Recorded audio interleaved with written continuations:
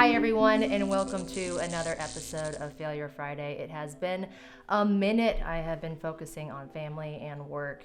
So this is the first one I've done in probably 3 to 4 weeks, and it feels so good to be back here with lighting and cameras and a computer and a guest. Today we have Ohan. We are Instagram friends. I've never met him in person. He's the first person I've ever had on that does what I do. So this is hopefully going to be educational for me as well, because he has something that I am kind of on the fence about getting. So we're going to kind of go into that tonight. Ohan is a doctor of economics and a certified financial planner.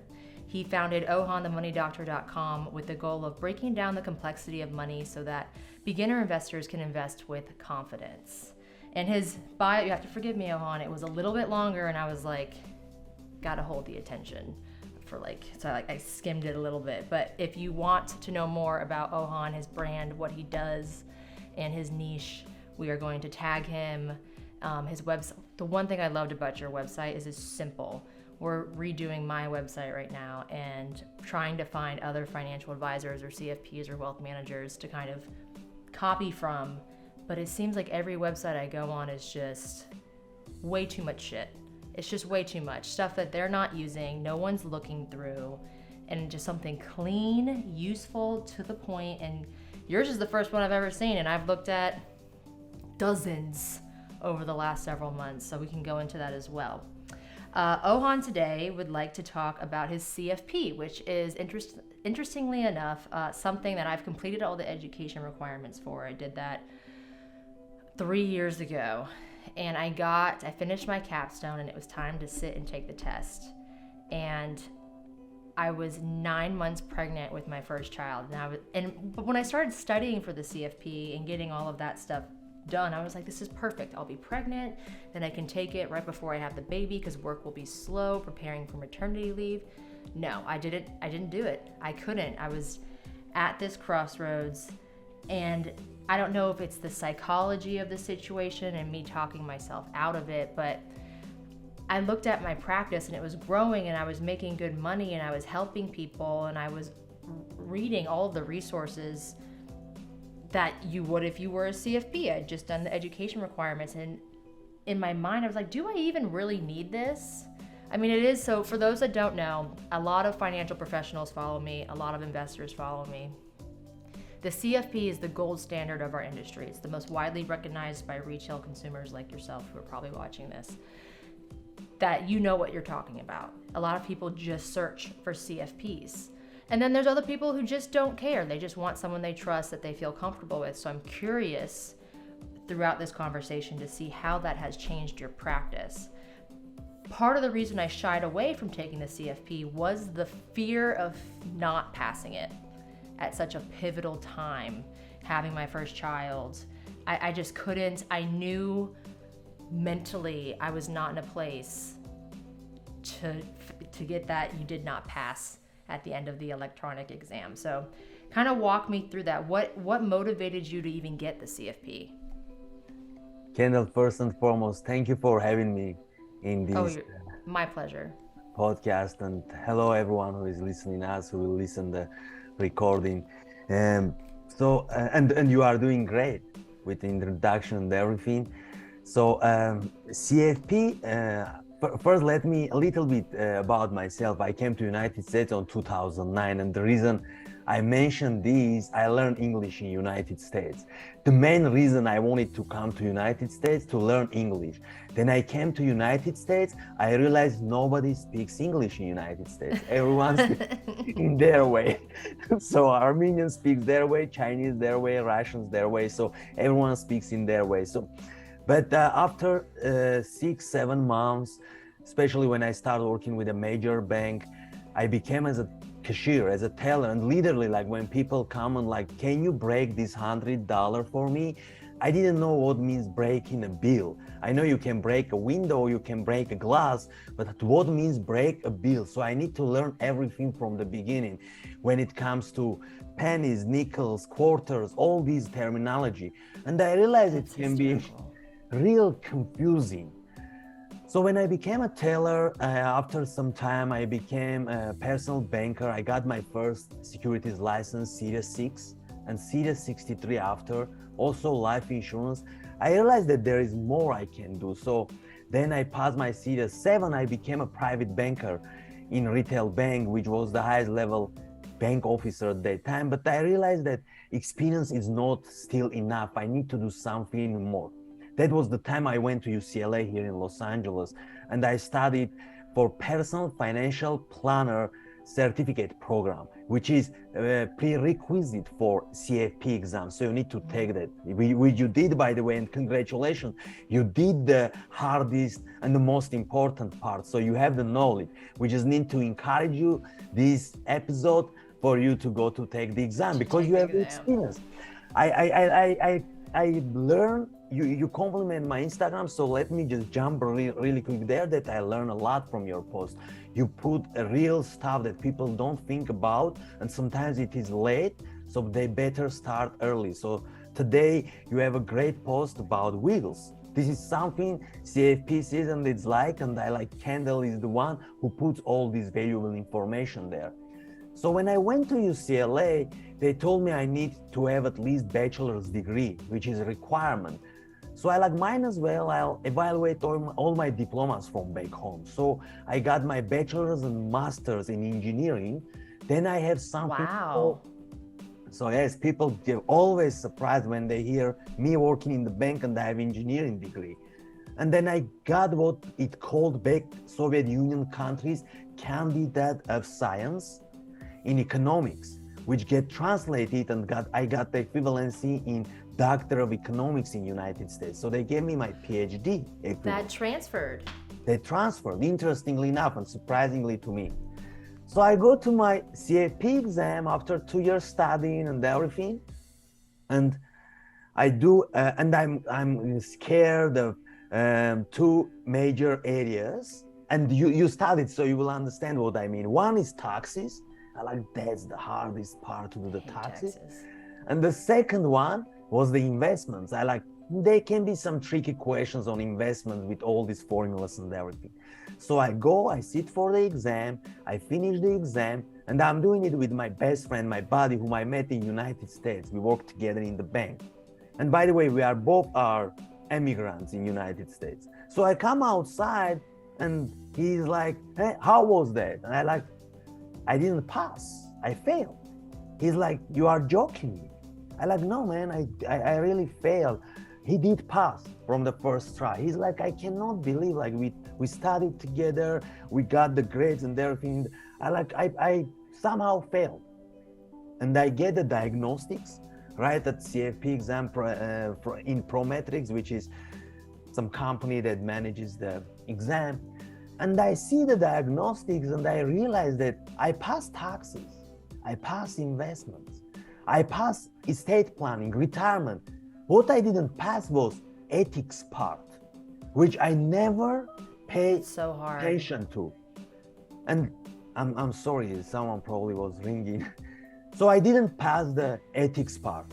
And the reason I didn't pass the ethics part, it was more of like verbiage, like verbs game, you know, like words game.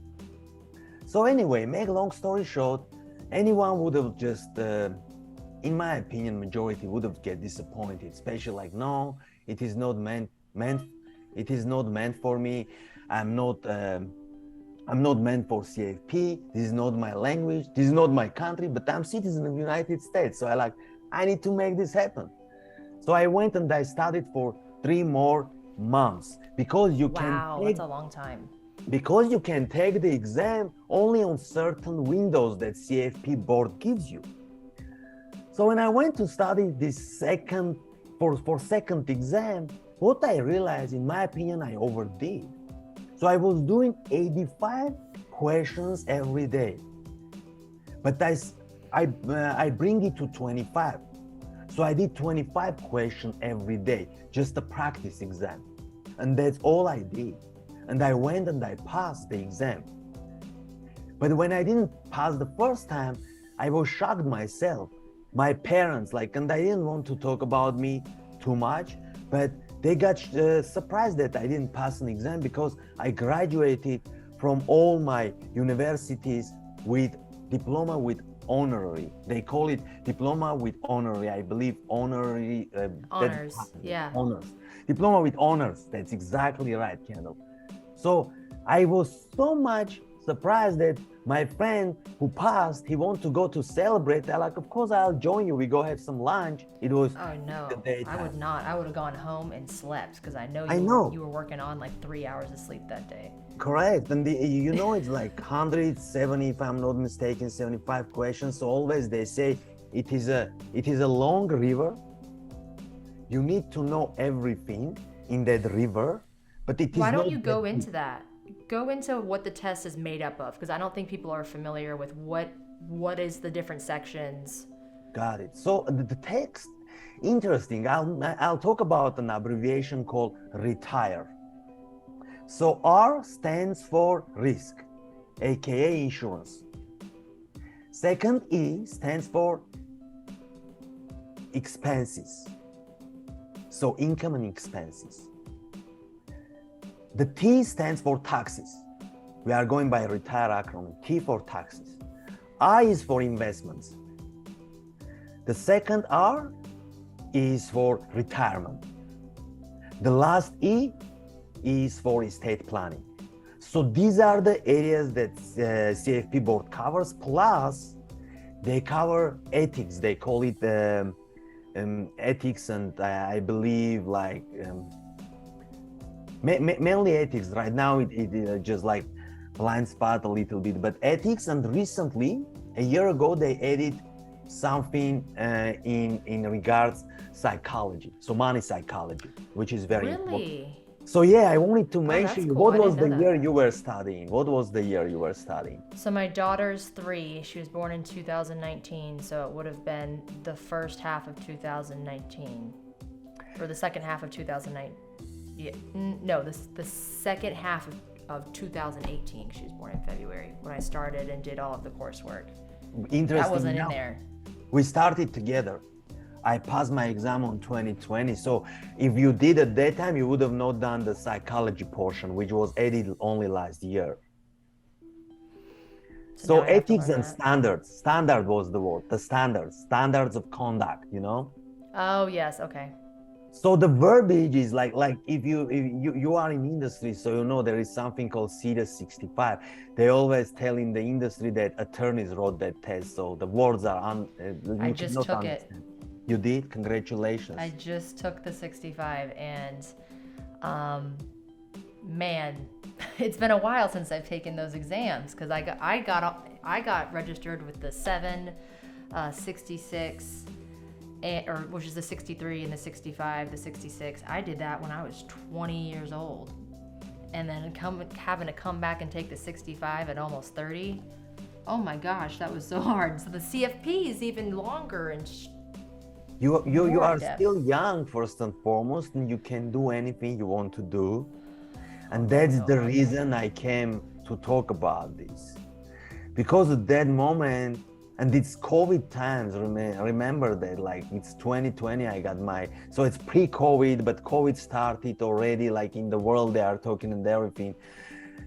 And I could have just quit and just like, oh, I'll go be a banker. But I like, no, I need to sit for the second time.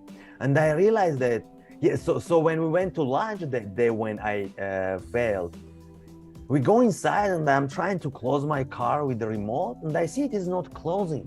I go and I see I have my car. I kept it turned on. I didn't even turn off my car. I was so much under this, like shock, how Ohan didn't pass the exam. But it comes out that second time going for the exam, I learned more. I did a crash course, which is only for 4 days. So I went to that crash course and I realized like so many things fall in place, like the puzzle itself. If I did it on the first time, I would have had the designation 3 months prior to that, but I would have not have the knowledge that I had at that moment when I passed the exam. Of course, if you don't use something, you don't read about it, you don't keep up, sometimes you forget about it. It gets forgotten. But first time ever after getting my CFP, I was able to start reading books. They are not according to syllabus in school. So that's the time when I got introduced to index funds, which is I read the book by Jack Bogle, small book of, yes, and a small book from Jack Bogle, and also Random Walk Down the Wall Street by Burton Malkiel. Those are classics. These are classics. So I'm reading this now after getting my CFP, and I'm like, did it really work doing CFP? Because everything is simpler than we think. Everything is simpler than we think. As Warren Buffett always mentioned, and it's everywhere in the social media, for middle class, index fund will be something enough. Like he put it's so accessible. It's so accessible. Especially now. I mean, that's where, so this is a touchy subject for this because people, I think there's this air in our culture that, you know, the more complicated we make things, the smarter we are, or we're farther ahead. But I mean, if you don't have a professional on your side, and you really don't need one. When I am talking to prospects, specifically through Dave Ramsey, because I get a lot of referrals from Dave Ramsey, and there's a lot of people that are like, oh, I'm just starting out. I'm like, you don't need to hire me. I will tell you when you're just starting out, save the money. Like, I will tell you what to do, maybe do a financial plan, and I'll show you based on your level of risk what you need to do. But it does not, you're right, it does not need to be overcomplicated. And guess what? I'll just mention a quote. I don't know who said this, but everything genius is simple. So, and by the way, we can talk about Dave Ramsey and the approach, because I have it in my mind when I talk about like what I created in regards to the guide. So anyway, I got introduced to index funds, and then I'm realizing that, as you mentioned, if you don't have complex estate, your estate is not more than 11 million nowadays. If you are joint 22 million, certain things you can do yourself. Like today you post about wills. Will is something important regardless of how much money you have. So important. If you have kids, you need to have wills, because God forbid something can happen to you. In some cases, they are single parents, or God forbid both parents can get in some type of accident or something, again, like God forbid, and kids will left without parents, and then relatives will start fighting, husbands, sister, brother, wife, sister, brother, cousins, neighbors.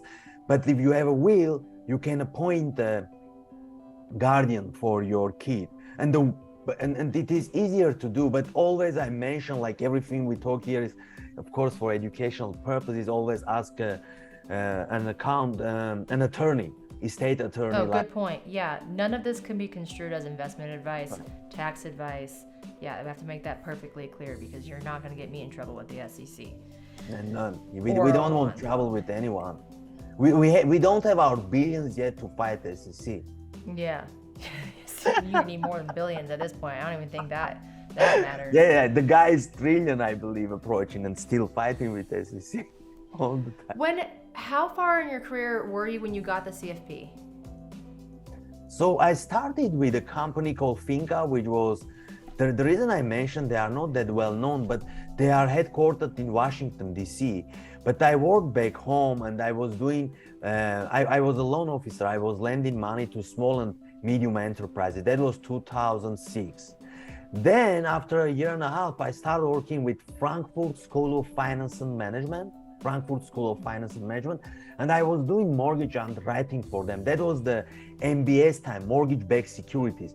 So I was making sure that the loans that banks giving out to consumers are in accordance to minimum quality standards, so we can get more funding for the banks to lend it out as mortgages. Then when I won a green card, which is interesting enough, if your listeners are not aware of, Department of State does something called green card lottery. They call diversity visa. So I applied for green card because I wanted to learn English. I like, that would be nice to visit to United States. So I got my green card. when I got my green card, I like, if I don't take this, maybe all my life I will wish and never be able to come to United. No wonder. Yes. So I came to United States. I came to United States. I did a little bit customer service job to get cash handling experience. Then I got a job in the bank. So overall, like my education, when it comes to my PhD, my thesis was about investment management. So I was aware of investment. But in the meantime, when I came to United States, I see 401k, 403b, IRA, Roth IRA, traditional IRA, HSA account, 529 plan.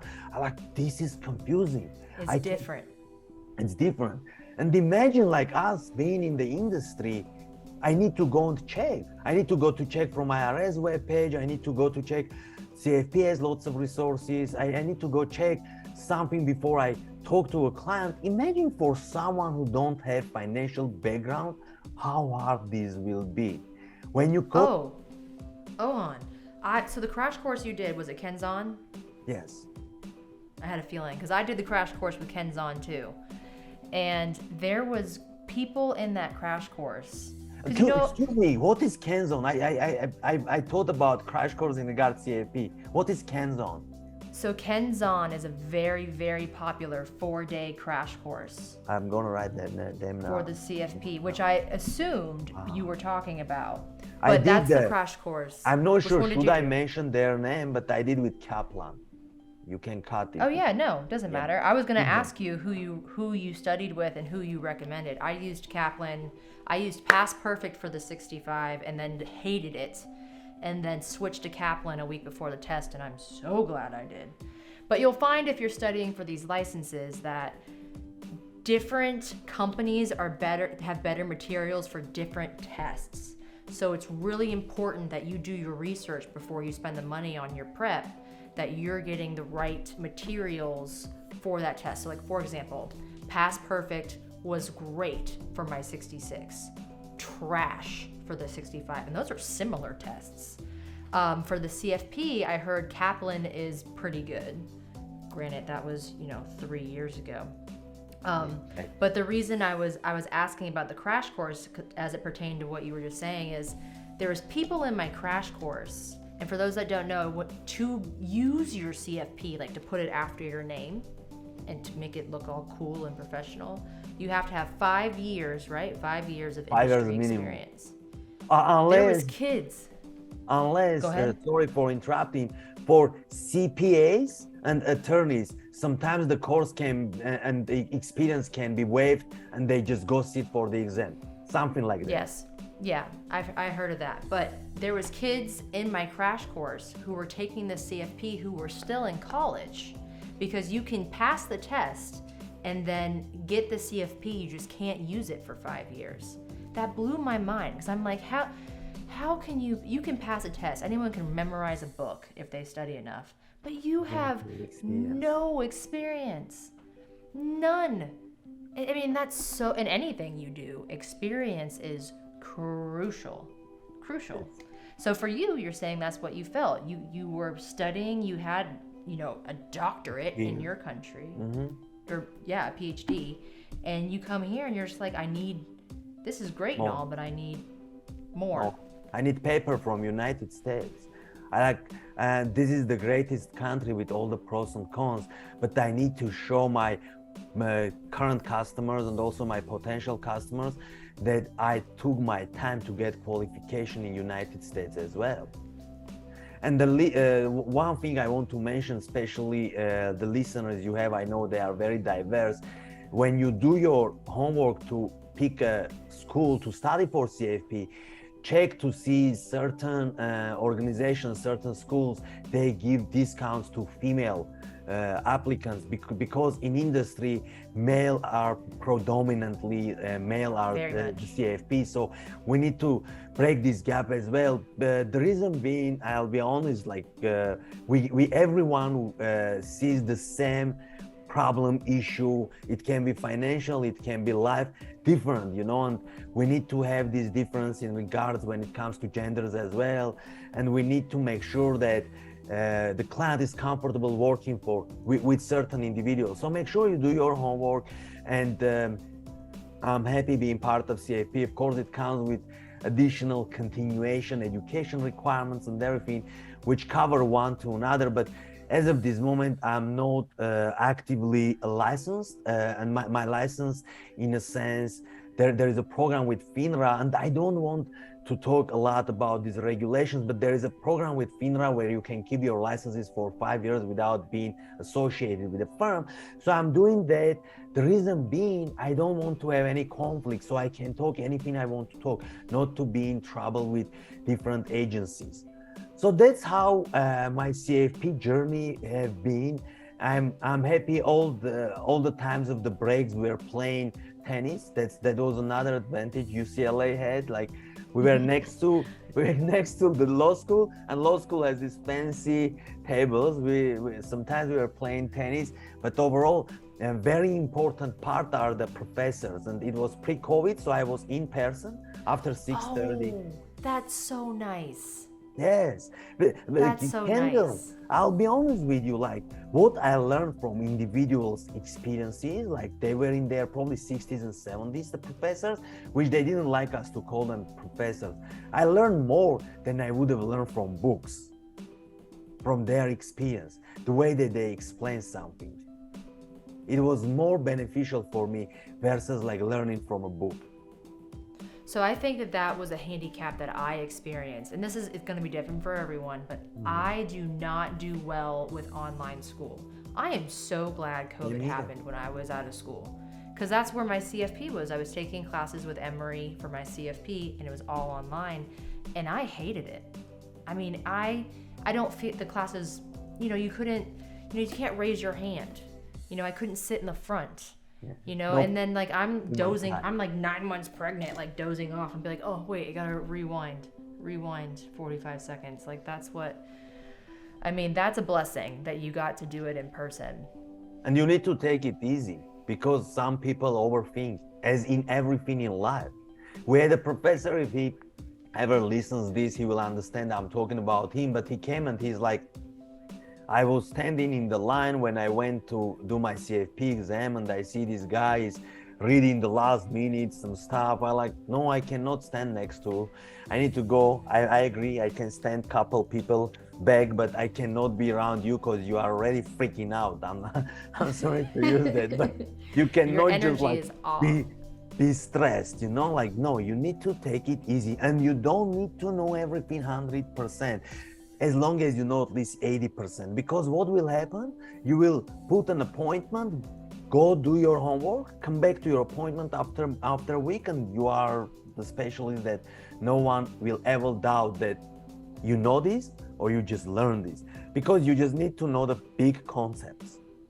When it comes to... I tell this, yes, this is important, because I think that a lot of people, there's a misconception. For me, if I'm hiring someone, I don't want them to have all the answers. I want to trust that if they don't know something, one, they're going to tell me, and two, they're going to go do the extra work to figure it out. And that's what, like these tests. You've taken many of them, you memorize them, and then you leave, and you forget 60% of it. The only way you're going to remember it is with you're applying it to what you do every day. There is a famous brain expert, he calls himself Jim Quick, and he always talks about how much our memory retains the information we are reading, we are listening, and the ratios are different. Sometimes like we don't remember almost 80%, so in some cases even more, of the information that we learn. And then you start doing some case studies, then you start learning like new concepts. You go back, check like what is. There can be some complications, but maybe I take the conversation towards like the simplicity. So I realize like it's really easy to start taking control of your money, or if you don't like the word control, let's call it like manage your money, handle your money. So you start with your income statement, or I call it cash flow. Because in the end of the day, and I'm talking this more like for our listeners if they are interested, you need to find out you have a surplus or you have a deficit. And so you need to do budget. And I know I need to be careful with using the word budget, because some people listen budget Like Dave Ramsey talks about it, and some people will tell like budget is restricting. I don't want to do budget. United States is a big country and their budget is on deficit. This is part that I had, but I don't want to do budget. So I switched the word with spending plan. I like what we do spending plan for you, so you know where your dollars are going. And in the end of the month, when you see you have a surplus, it's a good thing. So you can have you have some money, you can start saving and investing. And if you have a deficit, majority of the cases, again, we'll remember Dave Ramsey now third time, but it will be a debt. So it will be some high interest credit card. It will be some car loan who got not having credit, maybe double digit, which is nowadays car rates, and any rates is high, but they will have these high rates, and then they will think like, why I have the deficit? But then there are two approaches, as you know, and our listeners probably majority know, snowball and avalanche. And snowball is Dave Ramsey's favorite one because he's telling like, finance is about numbers, but you don't know numbers. That's why you are here. And numbers are not necessarily like clicking with you. So you do snowball, because 80% of finance is psychology. Only 20% is numbers.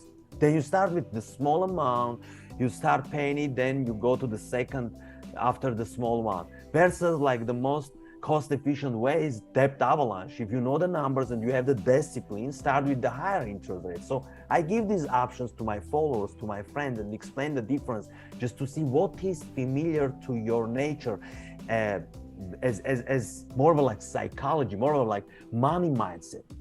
Then you approach that, you figure out like what is your budgeting situation, and then pretty much after it you start saving. And saving, people think like one day when I have lots of money, I'll start saving. But again, it comes to money beliefs, money mindset. You can save 10% of whatever you are making right now. So when tomorrow you make more, your 10% will increase because you are making more. But you save. And sometimes I call my listeners, I don't want you guys to save. And they're like, what do you mean? You are personal finance expert. You call yourself a coach and you are telling us not to save. I'm like, yes, because you save in the bank, you lose money because of the inflation. So you need to invest. That's the big difference maker in your life. Of course, like your emergency fund, you need to keep in saving account accessible. You cannot risk it to put in the in stock market, in investments. But in the meantime, you don't put it under the mattress either, you know? You put in the saving account. Yeah, and then you do 1,000 for the first like goal, like let me have at least 1,000 saved. Then you increase it to your first month expenses, then your second month, third month, until the sixth month. Then when you have that, you are transferring to investment life. Yes. You start Yes. investing. And of The course, issues when I see is people want to cut that. They want to like, okay, well I have 2 months. Let's start investing now. I'm like, that's dangerous. You want to explain why that's dangerous?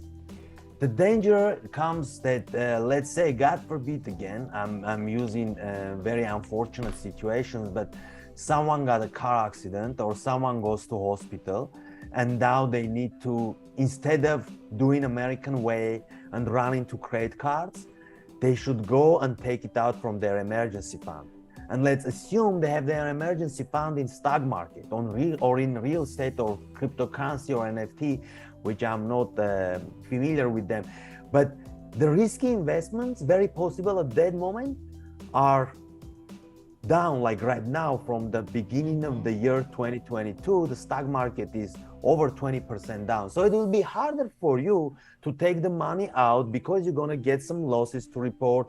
Then there are some tax situations involved, versus in your saving account that's like accessible any moment. You go to your bank, you will take out the money, go repair your car, or God forbid you have unexpected bill to pay, or you lose your job. Versus in stock market, again, there is a chance of that it is not the right time for you to take it out. And it's very important point you make, Kendal, because people listen by like, yeah, I want to invest, just trust me, believe me. My friend, my family, my co-worker told me about this great thing. If I listen like friend, family, and they are not whatsoever, like they don't have their net worth in place to give you an advice, then I'm telling just stay away. This sounds to me, get rich quick scheme. scheme. So They both you work. stay away. That's the worst thing. Like we are financial, like people, like in Instagram, daily. How many direct messages you are getting with some offers? Oh my God. Forex, crypto, and Oh my God. It blows my mind I can imagine. how many people message me on a daily basis about Whom that. are you messaging? And it makes me more mad when people message me about Forex, because Forex is actually, the Forex is bigger than the stock market. Forex is the biggest market and it has the most scammers. And it just breaks my heart because and I'm not even very well versed in the Forex market, but that is a talent if you are. So, I mean, that Like part the breaks day my heart. trader, like any profession. Yeah. So it takes me to the place where like you have a hammer. Money, I think it's an instrument, like a hammer, like with a hammer, you can do so much damage. You can break windows, you can break cars, you can break houses. But in the meantime, with hammer, you can build cars and houses. So you need to know how to use the hammer. So you need to have the experience. The same approach, it comes to money. And when you have $100 bill and you put on the table, you come back after 10 years and the table is there and nobody stole that $100. That $100 still sits there because nobody used that tool. Versus if you put the tool to work, the way that you are informed. I always tell my followers and everyone, when you are investing in something, make sure you do your homework, you understand what you are investing. If you don't understand, and you have good feelings, which by the way, you don't need to go with feelings when it comes to money, don't invest more than 5%, or at least the amount that you are okay to lose. But today we see lots of people, they invested in cryptocurrency or NFTs without even understanding they lost it. And then there is this meme going around all around the internet that McDonald's is hiring crypto bros. I've seen that. And the reason I was smiling earlier is because your hammer reference, I use fire. Because fire can burn down buildings, but it can also fuel. Fuel. That's another, but it's fuel. It's fuel. It gives you light. So that was interesting. I've never heard hammer. I might use that one. But light is more philosophical and more nice. Thank you. I'm gonna. No, yeah, you can take the fire. I'll use the hammer. But to speak to your point, and I'm going through this whole. This is the first time in my career as an adult, as a licensed professional. This is my first recession that we're going into. You can read as many books, you can study as many periodicals or papers about recessions and bear markets. Back to the experience conversation. Nothing is equivalent to actually going through it, owning a business in it, investing other people's money in it. And it's fascinating to me because we're in the industry, so we understand the concept of a market cycle. We understand that these things happen about every 10 to 15 years. We understand that, things have happened that might have made it come quicker or made it worse, but this was going to happen soon anyway. We've been in a bull market for a very, very long time in this country. And I'm just having these conversations with people who are twice my age, who are like, the market's tanking, I want to take everything out. I'm like, right now, I use the 2008, 2009 reference when you got here. If you had cash, if you're talking to me right now and we're having a conversation, if you had cash in 2008, 2009, even 2010 or 2011, you would have had so much power. You would have had so much power. Guess what, people? We're here. We're here again. We're next year, the end of this year and next year, if you have cash, now's the time to look for opportunity. I know it's scary. I know that there's, like you said, it's emotional.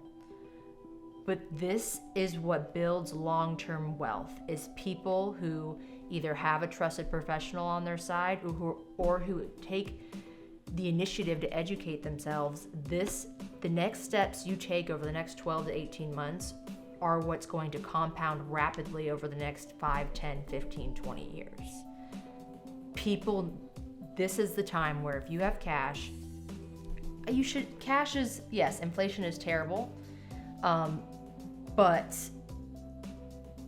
you got to keep your emergency fund there. I mean, that's non-negotiable. Like, that's not even, I don't even take on clients unless they have at least 3 months of non-discretionary expenses in cash. But you have to be willing to separate emotion and reason. Like, you have to. And that's the interesting thing that's happening in my practice right now, is convincing people, which is something I could get better at because I'm not the best saleswoman. Convincing people that no matter who you talk to, this is a time you don't just dump your money into something today. You lean into a recession. You lean into it because no one can time it. I can't time it.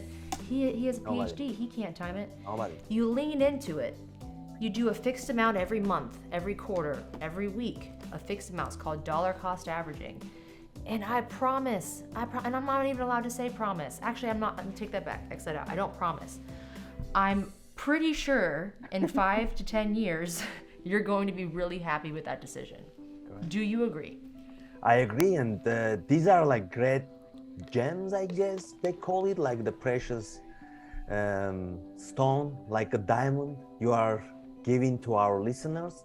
And I agree with every point that you made, and I just want to summarize and add some stuff with your permission, if it is okay. Go ahead. So recessions are the best time when money is created, when people, the most millionaires and billionaires got made during the recessional times, when the economy is in recession, in recessionary economy times. Why? Because all the assets are on discount. So if you are, again, I will quote or paraphrase in this case, because I don't remember exactly how he quoted, but Warren Buffett, and he mentions, let's say, imagine you are someone who likes buying burgers and you eat burgers. For you, it will be better if the meat price goes down or meat price goes up. And the meat lover right away answers like, I want the meat price go down so I can buy cheaper burgers. He says, the only part when it works opposite, and people's mind, again, psychology, mindset works opposite. When it comes to stock market, we always want stock market to go up.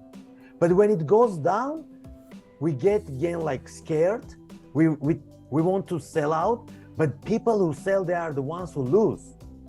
People who are there and they know they cannot time the market, as you mentioned, they are the winners.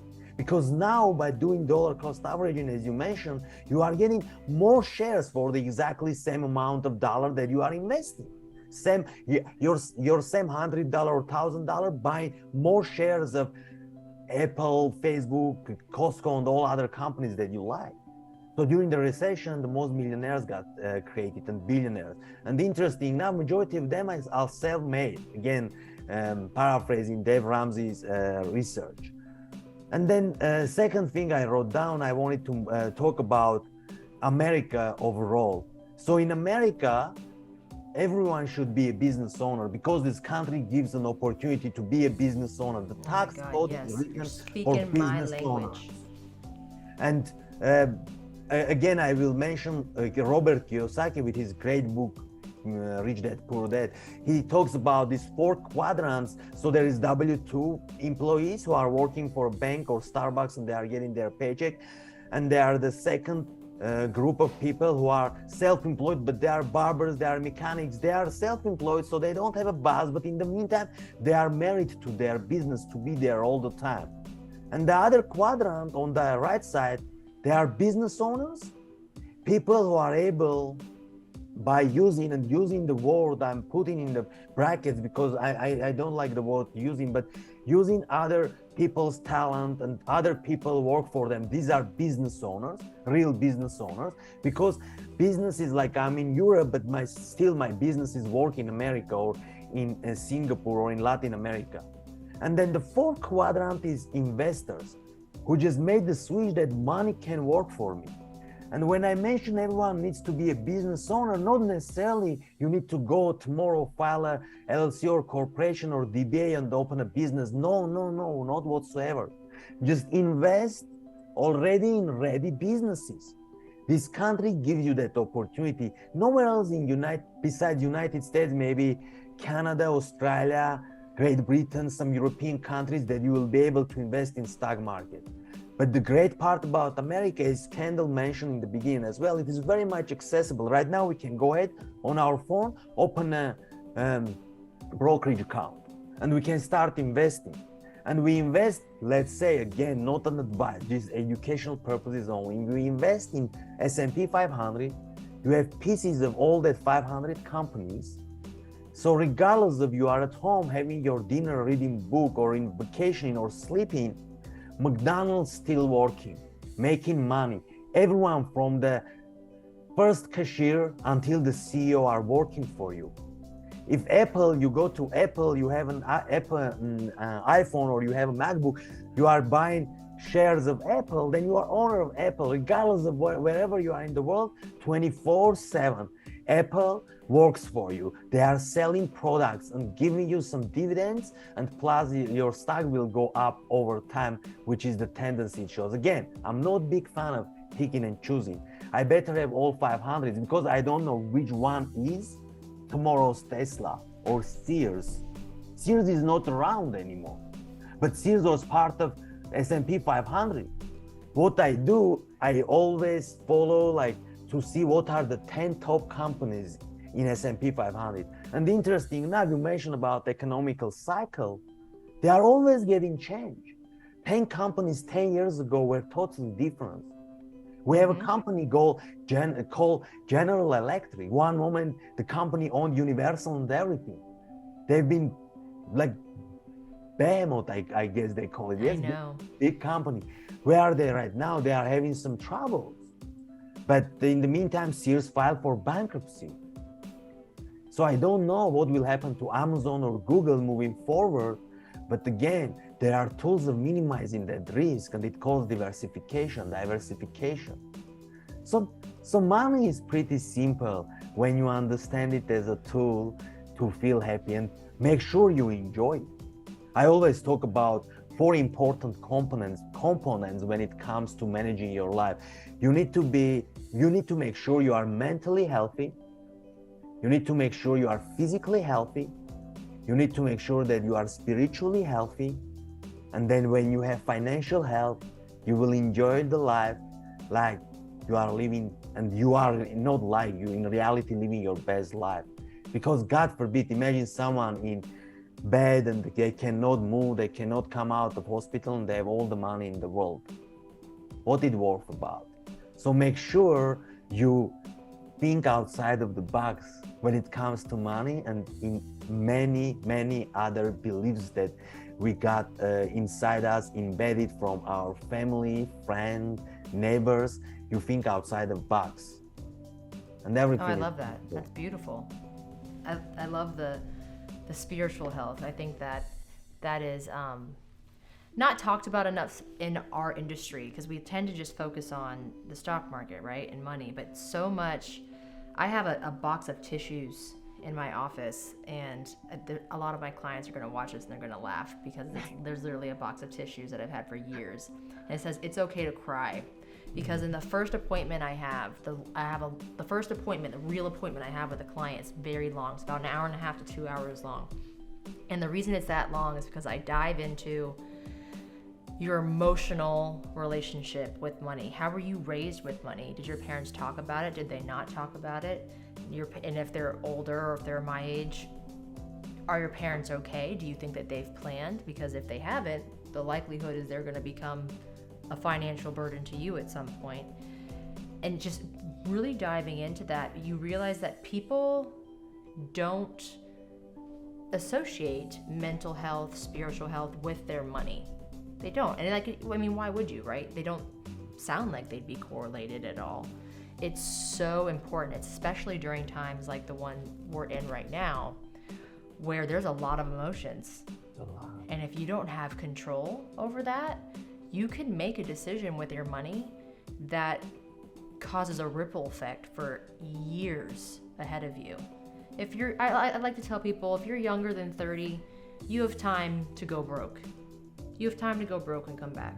If you're over 30, your decisions are crucial. Every decision you make with your big decision, I'm talking about like switching the investments in your 401k, taking a loan out of a 401k, selling out of investments, making any major change, even switching advisors. I mean, people need to have therapy. I'm not trying to turn this around. Therapy, especially if you're just starting an investment journey, especially if you're, behind and you're getting your stuff together, you're getting a spending plan done, and you're gonna make the sacrifice, and you're like, I want to retire in 10 years. I'm gonna eat beanies and weenies, and I'm gonna just save everything I make to get caught up. You need to have your mental health together, because man, money and mental health go hand in hand. Time and time again, I see it. And neither of us got paid by CFP board. This is not commercial for CFP board whatsoever, but that is the reason, in my opinion, CFP added the psychology portion.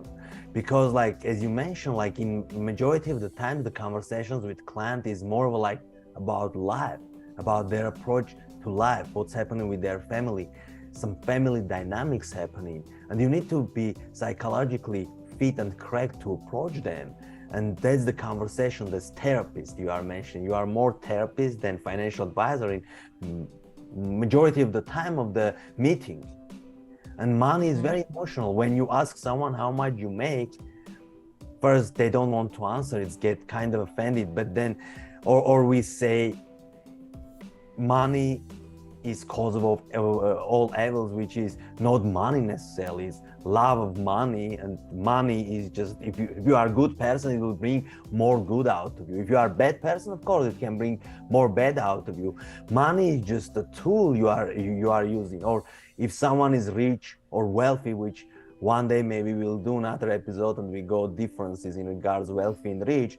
When you are wealthy, people think like, no, he or she did something wrong, or something not ethical or incorrect to get all this money. If you have all that beliefs, your subconscious mind will tell you like, you don't need money. You are the most ethical person in the world. You can have lots of credit card debt. You can have lots of like, you just go work W-2, get your 401k, you become 65, you retire. And that's the time when we need to think about like how we grow up talking about money. And that's in my opinion, again, like we can talk in one session maybe or off about this type of like conversations, but psychology and money mindset is another big topic that nowadays practice and experience shows that are the important part of handling your money. Yeah, I'm glad they added that. I didn't know that. I just found out from you. So I'm actually kind of excited to read what they've put into it. I'm curious so when you took the test, it wasn't in there either. It was not in there, no. And there was conversations, I believe at that time the board was talking about it, because there is a great book, by the way, psychology, not psychology of money, but it's psychology, and it published by Wiley, I believe, but it is after it's from CFP board certified, and it's all like different research from different books, think slow, think fast, this approach, but there is a book that CFP board published years and years ago. So I already kind of had the feeling that they are pushing psychology, money psychology more towards the practices, which is, in my opinion, is good thing to do. So we need to approach with behavior. Yes, talk about behavior. We need to open about talking money. That's my point. You need to be able to openly discuss in money. We need money in every culture. You go back, like they always use the money. Now humans' mind became so creative. They created all these cryptocurrencies and different way of paying. But money itself is not way of getting rich. If you have lots of money, you need to do something with that money. You need to put to work that money. Rich people will not keep lots of saving. They will keep enough, again, for emergencies, to have some cash for opportunities that will come out during the recession, but the rest is already invested. So money is always working, doing something for you because you work hard for that money. I agree. And then I think going back to what you said before that, we need to normalize having conversations with our family about money. So, I mean, I'm a little bit of an outlier because money has always been a conversation in our family. It's always been a dinner table talk. And now that my parents are clients, it's a very common conversation that we have. But I've found with clients, most people have no idea what their parents have saved for retirement, or if they're retired, what they have and what they're living on. Most people have no idea what their siblings have done. I mean, these are conversations that I know they might be uncomfortable. I have I have several clients from Bosnia, and they're just like, no. In our culture, you do not talk about that. You could try. No. I mean, especially in speaking of the Bosnian culture, it's and correct me. Are you from Are you Bosnian? I'm Armenian, but I know exactly Bosnian. It used to be Bosnia Herzegovina, so yeah, I know the area. So but I'm in from the Armenia. culture, from what I understand, is the parents live with you. Oh yes, the same comes to Armenian culture. Right. I live with my so parents. That, I mean, that conversation is so. I mean, that's huge. That's a huge conversation that you guys should be having. There is again famous, like I believe Oprah asking some Indian like very famous actress and actor, they are married together, like, hey, we know that in your culture you live with parents, and this guy turns towards Oprah and like, whom you live with? Because like there is no other option for us. And if you are the first person in your generation, in your family, that you will change the mindset about money, I will encourage our listeners to be that person. Be it. Today is it's the day. So important, because what you don't want to, and it happens in our world in general, and maybe it's our country or just North America, but people are living longer, but they are not living necessarily better. Yeah. And that means that you're just extending the amount of time that you need to have money. No longer are people dying on average at 86. I mean, it's increasing every year. And if your family hasn't saved, and I get the question, gosh, if I hear this one more time, I'm gonna shoot myself in the face. I hear people who come in, they're talking about their parents or their siblings.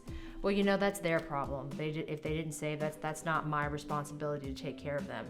You're telling me if your parents or your mom or your dad have nothing, you're just gonna let them go stay at a homeless shelter or put them in some really crappy Medicare facility that treats them like crap? You will not. What you will do, because you decided not to save because it wasn't your responsibility, is you will destroy your financial plan that you've been correctly saving for to help them. And now, no one's in a better situation. That's why these conversations are so important. To give you a benchmark, my grandmother is in a pretty nice place where it's assisted living facility. It's nothing super special. I mean, she gets her meals included. I mean, there's a little retention pond with turtles in it that she throws bread into. It's still a miserable existence. You're surrounded by death. She pays $6,000 a month. Save.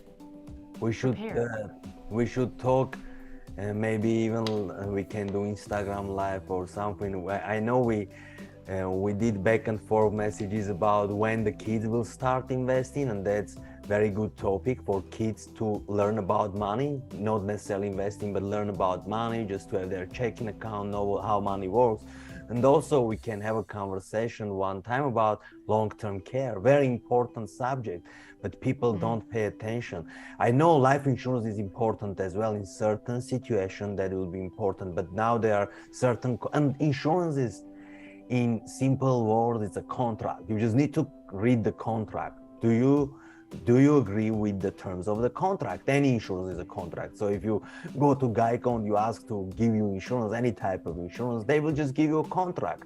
and then the other insurance company will give you a contract. So there are certain contracts now that they are combining kind of long-term care with life insurance, like death when it comes to death benefits and all these different things. And I don't want to complicate our listeners, but I want for them to start thinking, at least do the simple part. So one day you will get introduced to more complex financial issues, but keep in your mind, everything is simple. Not necessarily easy, but it's simple. It's as simple as you make it. Simple. And Ohan, I'm so happy that you joined us tonight. What is the best way for people to connect with you? Kendal, thank you for the opportunity again. Not 100%, but 80%, whatever we discuss here, our listeners can find at www.ohanthemoneydoctor.com, which is my webpage. I publish regular guides, and the one that I publish now, it's called Wealth Roadmap. They can download it for free. Literally. Free. Free.